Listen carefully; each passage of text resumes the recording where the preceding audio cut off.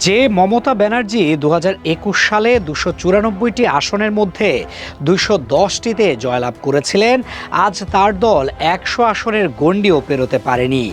মাত্র ৫ বছরে এই বিশাল পতনের পেছনে লুকিয়ে আছে শুধু হিন্দু মুসলিম রাজনীতি নয়, বরং শেষ ২ বছরে ঘটে যাওয়া কিছু ঘটনা যা বাংলার সাধারণ মানুষের মনে জমা হতে থাকা ক্ষোভের আগ্নেয়গিরিতে পরিণত হয়েছিল। বাংলার শিক্ষিত বেকার যুব সমাজ যেদিন চাকরির দাবিতে রাস্তায় নামল, সেদিন মমতা ব্যানার্জির পুলিশ তাদের উপর লাঠিচার্জ করেছিল। যোগ্য প্রার্থীরা রাস্তায় লুটিয়ে পড়ছিল, শিক্ষকদের লাথি মারা হচ্ছিল, আর পুরো বাংলা টিভির পর্দায় সেই দৃশ্য দেখছিল।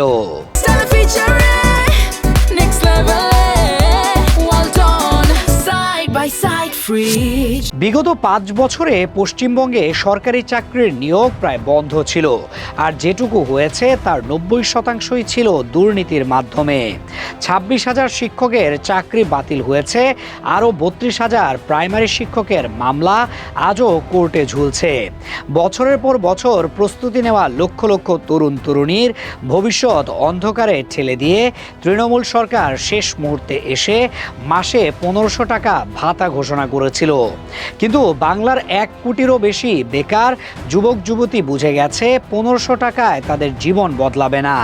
চাকরি চুরি, বালি চুরি, কয়লা চুরি, এমনকি ট্রিপল চুরির অভিযোগ যখন একের পর এক উঠছিল, মমতা ব্যানার্জি কোনো অ্যাকশন না নিয়ে শুধু ক্ষমতা ধরে রাখার জন্য চুপ ছিলেন। ঠিক যেমন ২০১১ সালে ৩৪ বছরের বামফ্রন্ট শাসনে বেকার যুব সমাজ মমতাকে ক্ষমতায় এনেছিল, আজ সেই একই যুব সমাজ তাকে ক্ষমতাচ্যুত করেছে।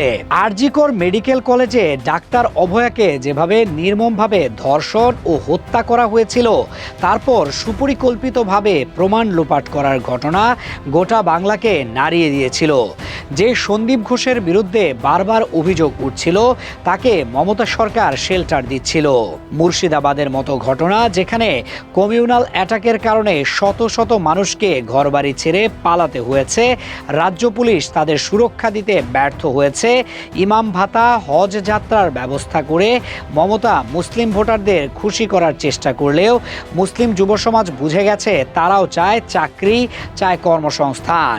এমনকি যে মেসি ম্যাচের জন্য বাংলার হাজার হাজার যুবক তাদের ১ মাসের স্যালারি দিয়ে টিকিট কেটেছিল, সেখানে কয়েকজন পলিটিক্যাল লিডার তাদের স্বপ্ন ভেঙে চুরমার করে দিয়েছিল। এই ছোট ছোট ঘটনাগুলো জমতে জমতে শেষ পর্যন্ত একটা বিশাল পরিবর্তনের জন্ম দিয়েছে।